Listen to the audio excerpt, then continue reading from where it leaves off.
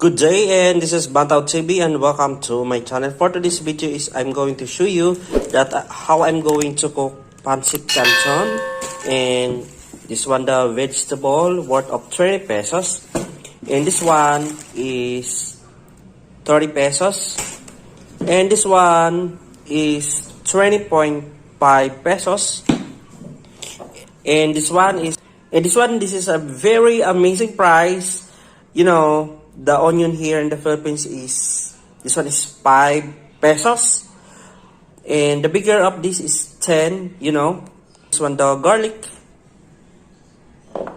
And the onion, 5 pesos. And the garlic.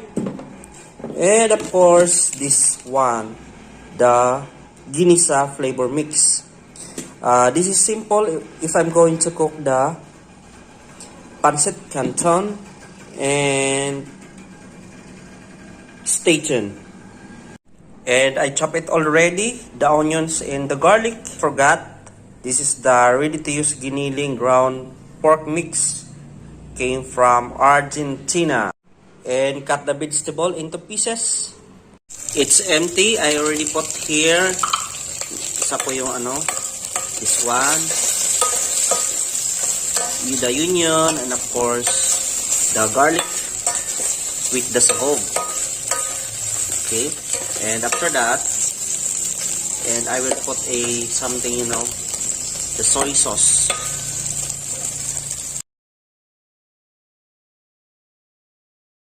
It's ASMR.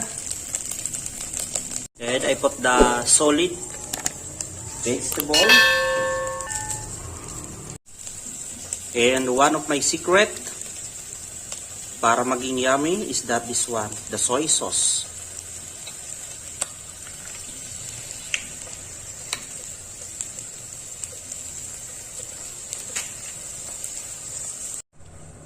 And add a little of water.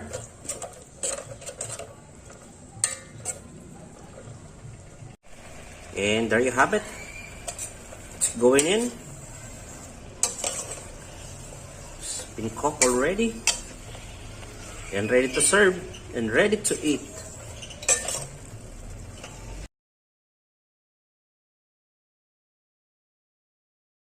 I put a black pepper, and it's yummy.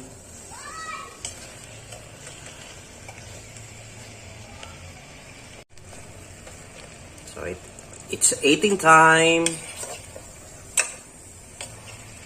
See? And there you go, this is the result of my cooking of Pancit Canton with Giniling ng Argentina.